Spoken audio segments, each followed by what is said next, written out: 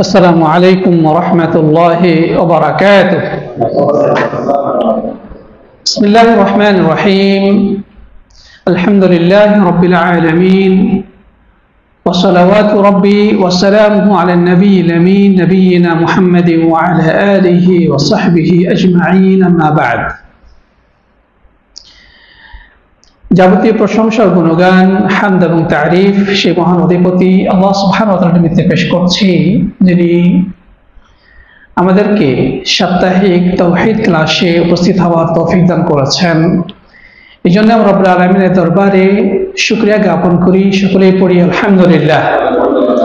অতঃপর সালাত সালাম এবং অবারিত শান্তির ধারা বর্ষিত হোক প্রাণপ্রিয় নবী মুহাম্মদ রাসূলুল্লাহ সাল্লাল্লাহু আলাইহি ওয়াসাল্লামের প্রতি। আসুন আমরা প্রিয় নবীর প্রতি হৃদয়ের সবটুকু আবেগ, ভালোবাসা এবং উচ্ছ্বাস মিশিয়ে সালাত সালাম পেশ করি, সকলেই পড়ি সাল্লাল্লাহু আলাইহি ওয়াসাল্লাম। প্রিয় সাথী বন্ধুগণ, আমরা তাওহীদ নিয়ে আলোচনা করছিলাম। তো গত ক্লাসে আমরা আলোচনা করেছিলাম যে মাবুদ বা উপাস্য সম্পর্কে বিভিন্ন ধর্মের যে ভ্রান্ত আকীদা বিশ্বাস এবং সেসব আকীদা বিশ্বাস নিয়ে আলোচনা করেছিলাম, প্লাস সেগুলোকে কিভাবে কোরআন খণ্ডন করেছে আমরা সে বিষয়টা আলোচনা করেছিলাম।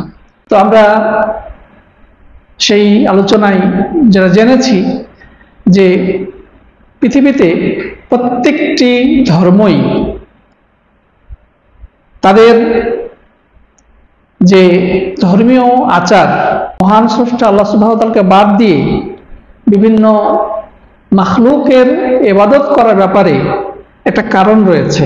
সেই কারণটা হচ্ছে তাদের মধ্যে রয়েছে একটা বদ্ধমূল ভ্রান্ত ধারণা, যে ধারণার উপরে ভিত্তি করে তারা আল্লাহ ছাড়া বিভিন্ন মাখলুকের ইবাদত করে। যেমন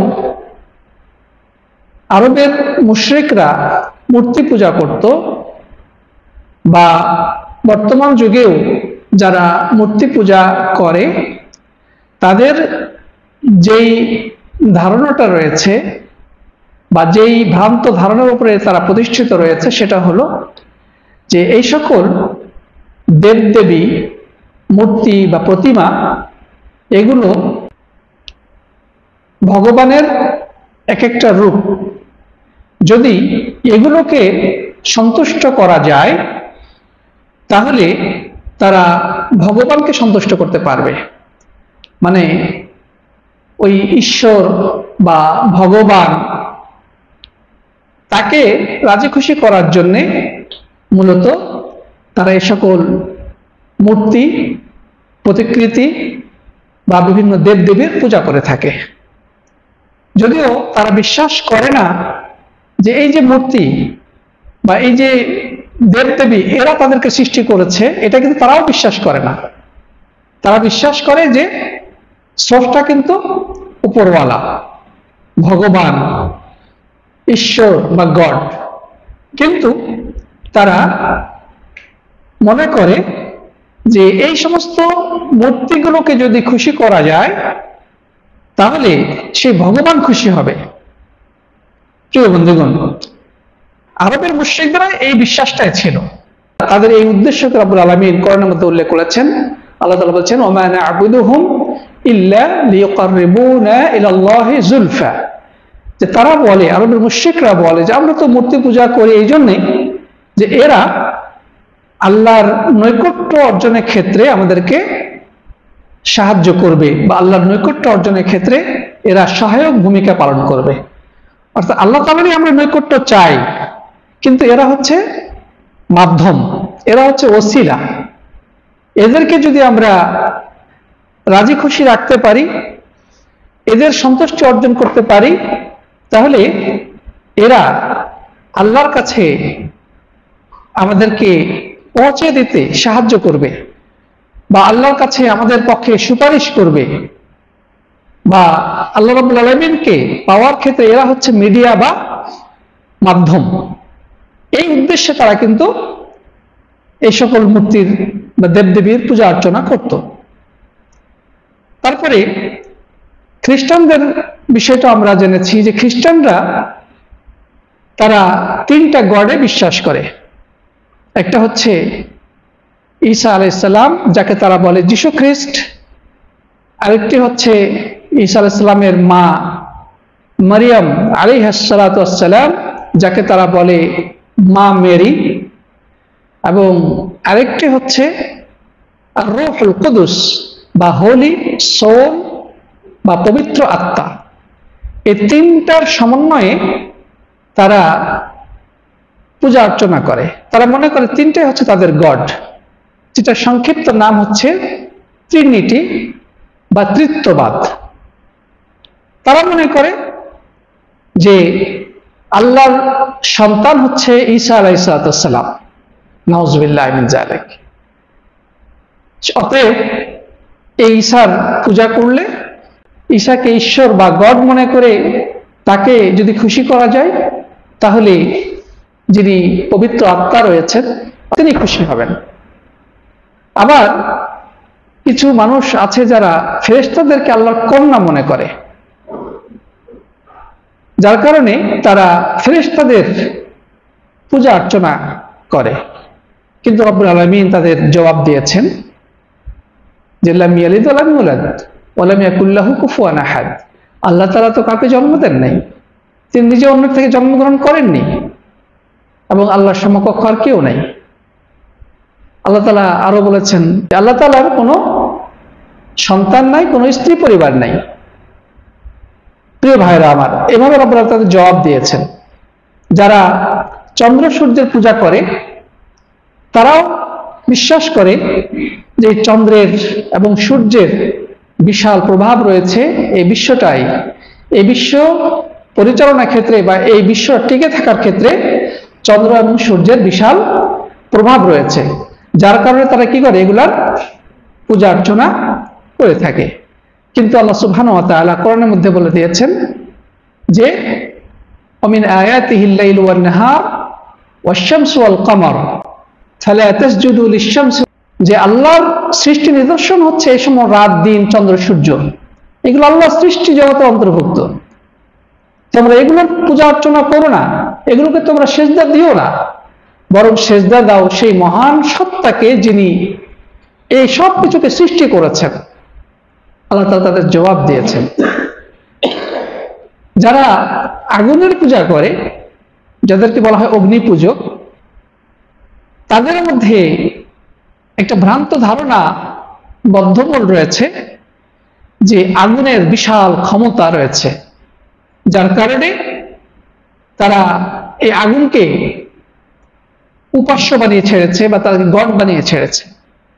তারা আগুনের পূজা করে, আগুনের কাছে মাথা নত করে। তারা মনে করে আগুনের এত পাওয়ার যে সবকিছুকে জ্বালিয়ে পুড়ে শেষ করে ফেলতে পারে, অতএব এই আগুনই হচ্ছে প্রভু। নাউজুবিল্লাহ। প্রিয় বন্ধুগণ, এভাবে করে আরো বিভিন্ন ভ্রান্ত ধর্ম বিশ্বাস রয়েছে। যেমন সেদিন একটা ধর্মের সন্ধান পেলাম, যেটা আগে কখনোই শুনি নাই, যেটা পাকিস্তানে রয়েছে। সে ধর্মটা হচ্ছে কালাশ ধর্ম। এদের জনসংখ্যা মাত্র 4000, 4 বা 4.5 এবং সেটা শুধু পাকিস্তানে রয়েছে, আর কোথাও নেই। এদের গড হচ্ছে প্রকৃতি। এরা প্রকৃতিকে তাদের উপাস্য মনে করে এবং পূজা অর্চনা করে। মানে এই সৃষ্টি জগতে যা কিছু দেখছে, গাছ, লতা পাতা, পাহাড় পর্বত, এই আসমান জমিন যা কিছু আছে, এই সবই হচ্ছে নেচার বা প্রকৃতি। এরা হচ্ছে প্রকৃতির দাস, এরা প্রকৃতির পূজা অর্চনা করে থাকে। এই ধর্মটার নাম হচ্ছে কালাশ ধর্ম, যার জনসংখ্যা সারা পৃথিবীতে মাত্র এই 4 বা 4.5 যেটা পাকিস্তান ছাড়া কোথাও নাই। এভাবে করে সারা পৃথিবীতে কত যে ভ্রান্ত ধর্ম বিশ্বাস রয়েছে তার কোনো সীমা সংখ্যা নাই। আল্লাহ সুবহানাহু ওয়া তাআলা এই প্রত্যেকটি ভ্রান্ত ধারণার প্রতিবাদ করেছেন যে তোমরা ইবাদত করো সেই মহান সত্তাকে যিনি তোমাদেরকে সৃষ্টি করেছেন, তোমাদের পূর্বপুরুষকে সৃষ্টি করেছেন, যিনি তোমাদেরকে তোমাদের জন্য জমিনকে পায়ের নিচে বিছিয়ে দিয়েছেন, আসমানকে ছাদ বানিয়েছেন, সেখান থেকে বৃষ্টি বর্ষণ করেন, সে বৃষ্টির পানি জমিনে পতিত হয়ে সেখান থেকে ফসল উদ্গত হয়। আল্লাহ তাআলা সূরা বাকারায় বলেন নাই, ইয়া আইয়ুহান নাসু উবুদু রাব্বাকুমুল্লাযী খালাকাকুম ওয়াল্লাযীনা মিন ক্বাবলিকুম লাআল্লাকুম তাত্তাকুন আল্লাযী জা'আলা লাকুমুল আরদা ফিরাশা والسماء بناء وأنزل من السماء ماء فأخرج به من الثمرات رزقا لكم فلا تجعلوا لله أندادا وأنتم تعلمون। তো যাই হোক প্রিয় বন্ধুগণ, আল্লাহ সুবহানাহু ওয়া তাআলা এভাবে করে সকল ভ্রান্ত ধর্ম বিশ্বাসের অনুসারী যারা রয়েছে তাদের ভ্রান্ত আকীদার খণ্ডন করেছেন। কোরআনের বিভিন্ন আয়াতে সেগুলো রয়েছে। তো সর্বোপরি কথা হচ্ছে, একজন ব্যক্তি, একজন মানুষ, সে যদি স্রষ্টাতে বিশ্বাসী হয়ে থাকে, সে যদি এই কথাই বিশ্বাস করে যে এই বিশ্ব জগতের স্রষ্টা হচ্ছেন একজন, যিনি সবকিছুকে পরিচালনা করেন, নিয়ন্ত্রণ করেন, যার হুকুমেই বৃষ্টি বর্ষিত হয়, জমিন থেকে ফসল উদ্গত হয়, যিনি সর্বশক্তিমান, যার হাতেই রয়েছে জীবন ও মৃত্যুর চাবিকাঠি, এই কথাই যদি কেউ বিশ্বাস করে, তার জন্য অপরিহার্য হচ্ছে দাসত্বের মাথা শুধু তার কাছেই অবনত করা, সেজদা দিলে শুধু তাকেই সেজদা করা, কিছু চাইতে হলে কেবল তার কাছেই আরাধনার হাত উত্তোলন করা, মানে সকল প্রকার ইবাদত বন্দেগী শুধু তার জন্য সমর্পণ করা আবশ্যক হয়ে যায়। প্রিয় বন্ধুগণ, তো এই জায়গাতেই মূলত আমাদের অন্যান্য ধর্মের সাথে মৌলিক পার্থক্য।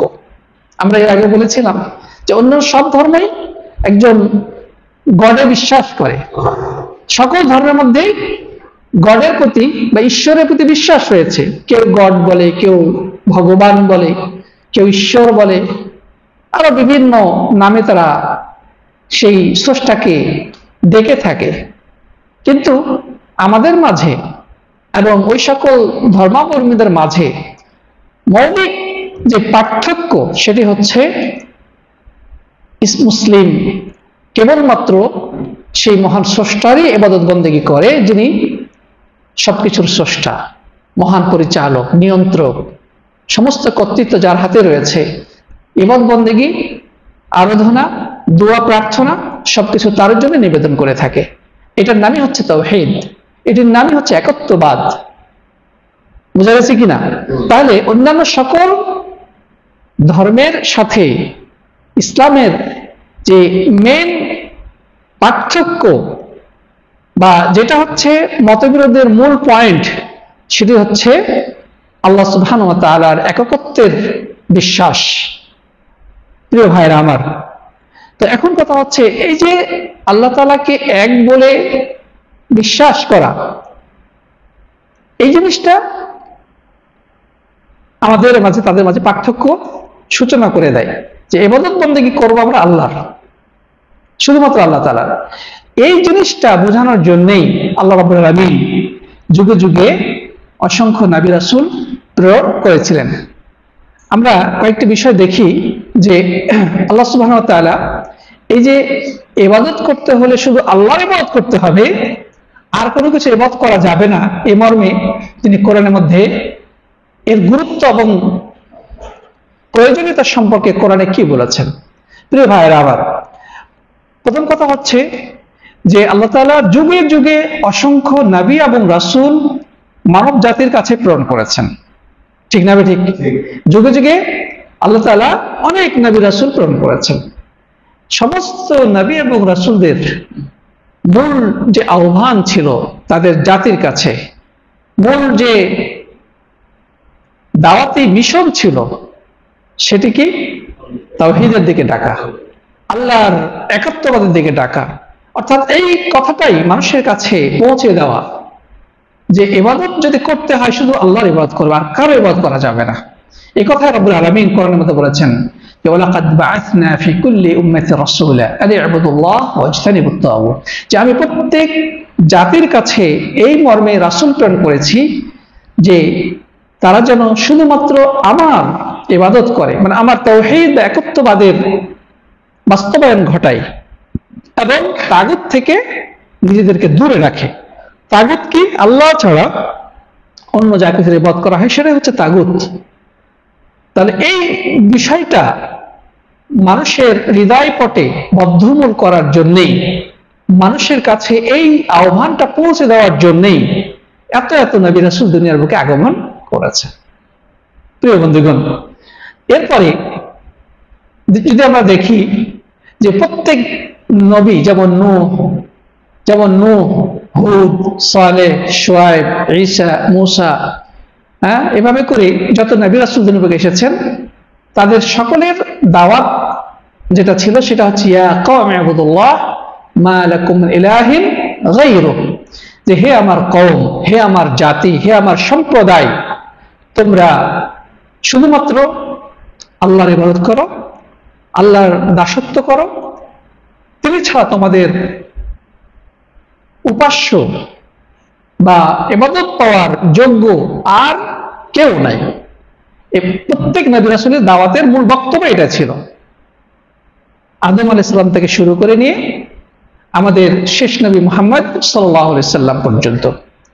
তাহলে এই দুনিয়ার বুকে নবী রাসূলদের আগমনের মূল উদ্দেশ্য কি ছিল? মানুষের কাছে তাওহীদের বাণীকে পৌঁছে দেওয়ার জন্য, অর্থাৎ ইবাদত বন্দেগী শুধুমাত্র আল্লাহর জন্যই নির্ধারণ করতে হবে, আল্লাহ ছাড়া আর কারোর জন্য করা যাবে না, এই জিনিসটাকেই মানুষের কাছে পৌঁছানো। প্রিয় বন্ধুগণ, তারপরে একজন প্রাপ্তবয়স্ক মানুষ, আল্লাহ তাআলা যার মধ্যে আকল বিবেক দিয়েছেন, যে অ্যাডাল্ট বয়সে উপনীত হয়েছে, তার জন্যে সর্বপ্রথম যে বিষয়ে জানা অপরিহার্য সেটি হচ্ছে এই তাওহীদ বা আল্লাহর একত্ববাদ, যে ইবাদত করতে হবে শুধু আল্লাহর জন্য, এই কথাটা জানা তার জন্য অপরিহার্য। আল্লাহ তাআলা কোরআনের মধ্যে বলেছেন ফা'লাম আন্নাহু লা ইলাহা ইল্লাল্লাহ, তুমি এই কথা জেনে নাও যে আল্লাহ ছাড়া সত্যিকার কোনো উপাস্য নাই, আল্লাহ ছাড়া ইবাদত পাওয়ার হকদার আর কেউ নাই, এই কথা তুমি জেনে নাও। এটি সর্বপ্রথম জ্ঞান প্রত্যেকটি মানুষের জন্য অর্জন করা, এই বিষয়ে জ্ঞান অর্জন করা প্রত্যেকটি মানুষের জন্য সবার আগে ফরজ, সর্বপ্রথম ফরজ এটাই। আমরা আমাদের সন্তানদেরকে কত কিছু শেখাই, কিন্তু যেটা প্রধান জ্ঞান, আল্লাহ তাআলা যে উদ্দেশ্যে আমাদেরকে সৃষ্টি করেছেন সেটাই আমরা তাদেরকে শেখাই না। লোকমান হাকিম তার সন্তানকে সর্বপ্রথমে তাওহীদের জ্ঞান দিয়েছেন, ওয়াকাদা রাব্বুকা আল্লা তা'বুদু ইল্লা ইয়াহু ওয়া বিল ওয়ালিদাইনি ইহসানা, যে আল্লাহর ফয়সালা হলো, আল্লাহ তাআলা চূড়ান্ত সিদ্ধান্ত হলো যে তোমরা আল্লাহ ছাড়া আর কারো ইবাদত বা দাসত্ব করবে না এবং পিতামাতার সাথে সৎ ব্যবহার করবে। প্রিয় ভাইরা আমার, কেউ যদি প্রাপ্তবয়স্ক সুস্থ মস্তিষ্ক সম্পন্ন ব্যক্তি আল্লাহ রাব্বুল আলামিনের তাওহীদকে বা আল্লাহ তাআলার ইবাদতকে অস্বীকৃতি জানায়, তাহলে আল্লাহ তাআলা আদেশ করেছেন তার সাথে প্রয়োজনে যুদ্ধ করতে হবে, তার সাথে যুদ্ধ করতে হবে। প্রথমত তাকে বোঝাতে হবে, দাওয়াত দিতে হবে। যদি সে দাওয়াতকে প্রত্যাখ্যান করে, যেই মহান স্রষ্টা তাকে সৃষ্টি করেছেন তার ইবাদত করতে সে অস্বীকৃতি জানায়, তাহলে সে দাওয়াতকে যদি প্রত্যাখ্যান করতে চায়, তাহলে প্রয়োজনে তার সাথে যুদ্ধ করার আদেশ করা হয়েছে। আল্লাহ নবী সাল্লাল্লাহু আলাইহি সাল্লাম বলেছেন, যেটা সাহাবী আব্দুল্লাহ ইবনে ওমর থেকে বর্ণিত, নবী আকরাম সাল্লাল্লাহু আলাইহি ওয়াসাল্লাম ইরশাদ করেছেন, উমিরতু আন উকাতিলান নাস হাত্তা ইয়াশহাদু আন লা ইলাহা ইল্লাল্লাহ ওয়া আন্না মুহাম্মাদার রাসূলুল্লাহ ওয়া ইয়ুকিমুস সালাহ ওয়া ইউতুজ যাকাহ ফাইযা ফাআলু যালিকা আসামু মিন্নি দিমাআহুম ওয়া আমওয়ালাহুম ইল্লা বিহাক্কিল ইসলাম ওয়া হিসাবুহুম আলা আল্লাহ। আল্লাহ নবী সাল্লাল্লাহু আলাইহি ওয়াসাল্লাম বলছেন যে আমাকে তো আদেশ করা হয়েছে যে আমি যেন যুদ্ধ করি মানুষের সাথে যতক্ষণ পর্যন্ত সে একথার সাক্ষ্য প্রদান না করে যে আল্লাহ ছাড়া উপাস্য ইবাদত পাওয়ার হকদার আর কেউ নাই এবং মুহাম্মদ সাল্লাল্লাহু আলাইহি সাল্লাম আল্লাহর রাসূল। এ কথার স্বীকৃতি যত পর্যন্ত মানুষ না দিবে, মানুষের সাথে যুদ্ধ করার আদেশ করা হয়েছে। এবং সালাত আদায় করবে, যাকাত প্রদান করবে।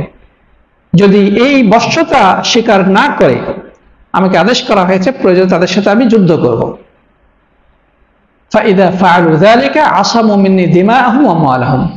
তারা যদি এই কাজগুলো করে, অর্থাৎ আল্লাহর তাওহীদকে স্বীকার করে নেয়, সালাত কায়েম করে, যাকাত প্রদান করে, তাহলে তারা তাদের অর্থ সম্পদ এবং রক্তকে আমার থেকে নিরাপদ করতে পারবে। মানে আমি তাদের উপরে কোন ধরনের আক্রমণ পরিচালনা করব না যদি তারা এগুলো স্বীকৃতি প্রদান করে। তবে ইল্লা বিহাক্কিল ইসলাম, তবে যদি ইসলামের কোনো বিধানের কারণে তাকে হত্যা করতে হয় সেটা ভিন্ন জিনিস। কারণ একজন মানুষের উপরে দণ্ড প্রয়োগ হতে পারে অন্যান্য কারণে, এবং আল্লাহ তাআলা হিসাব নেবেন। কিন্তু যতক্ষণ পর্যন্ত সে তাওহীদের স্বীকৃতি প্রদান না করবে এবং সালাত কায়েম, যাকাত প্রদান ইত্যাদি আল্লাহর বিধানকে মেনে না নেবে, আমাকে আদেশ করা হয়েছে তাদের সাথে যেন যুদ্ধ করি। কারণ আল্লাহ তাআলা তাকে এই উদ্দেশ্যেই, এই টার্গেট নিয়ে পৃথিবীতে প্রেরণ করেছেন। আর সেখানে সে যদি আল্লাহর বিরুদ্ধে বিদ্রোহ করে, তাহলে আল্লাহ তাআলার জন্য অবশ্যই হক রয়েছে তাকে বাধ্য করার জন্য। প্রিয় ভাইরা আমার, এরপরে কেউ যদি আল্লাহ তাআলার এই তাওহীদকে মনে প্রাণে বিশ্বাস না করে, এই বিশ্বাসের ত্রুটি থেকে যায়, কিন্তু সে কিন্তু ভালো কাজ করে, অনেক ধরনের ভালো কাজ সে করতেছে, দুনিয়াতে নানা ধরনের ভালো কাজ সে করতেছে, করে না? অনেক মানুষ মানুষের উপকার করে, জনকল্যাণমূলক কাজ করে। সে যদি তাওহীদের স্বীকৃতি না দেয়, তাওহীদকে তার জীবনে বাস্তবায়ন না ঘটায়, তাহলে সারা জীবন ভর সে যত ভালো কাজই করুক না কেন, আল্লাহ তাআলার কাছে এটার একটা ফাটা পয়সার সমানও দাম নাই। আল্লাহ তাআলা বলছেন, ওয়াকাদিমনা ইলা মা আমিলু মিন আমালিন ফাজআলনাহু হাবাআম মানসুরা। কিয়ামতের দিন মানুষের আমলগুলোর কাছে আমি আসব এবং সেগুলোকে আমি আকাশে উৎক্ষিপ্ত ধূলিকণার মতো উড়িয়ে দেব।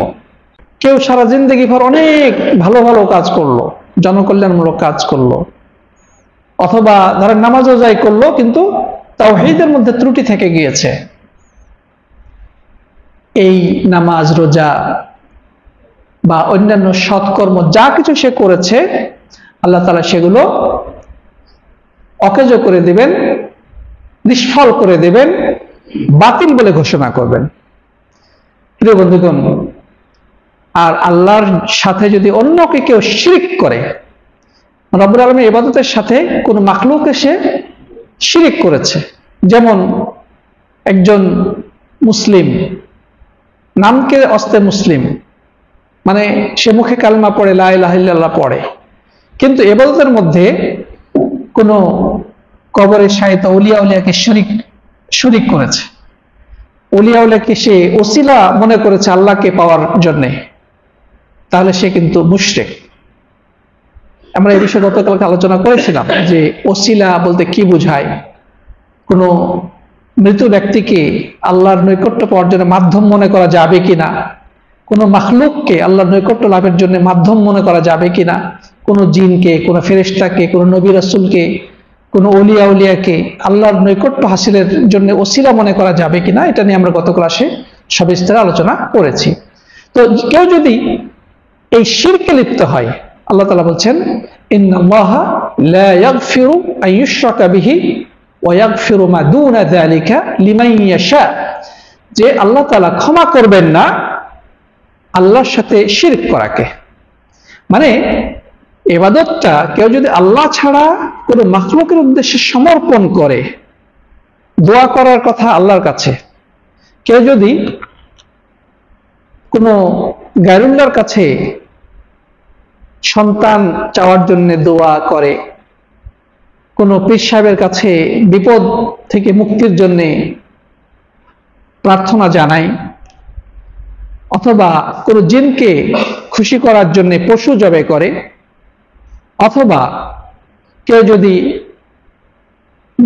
ফেরেশতাকে খুশি করার জন্য কোনো ইবাদত করে, এমনকি আল্লাহ নবী সাল্লাল্লাহু আলাইহি ওয়াসাল্লামকে রাজি খুশি করার জন্য কেউ যদি কোনো ইবাদত করে, কেউ বলছে আমি ইবাদতটা করছি আল্লাহ নবী খুশি হবেন, আল্লাহ রাসূলকে খুশি করার জন্য আমি ইবাদতটা করতেছি, সে সরাসরি আল্লাহ ইবাদতে শিরিক করলো। বোঝা গেছে? শিরিককে বুঝতে হবে। ইনশাআল্লাহ আমাদের সামনে শিরিক নিয়ে আরো সবিস্তার আলোচনা আসবে, কোনটা শিরিক কোনটা শিরিক না, এবং কিভাবে ইবাদত করলে সেটা শিরিকে রূপান্তরিত হবে, ইনশাআল্লাহ নেক্সট আমাদের আলোচনা রয়েছে আল্লাহ চাহে তো। তো কেউ যদি আল্লাহর সাথে শিরিক করে বসে, আল্লাহ বলছেন এই ধরনের অপরাধ আমি ক্ষমা করব না, এটা ক্ষমাহীন অপরাধ।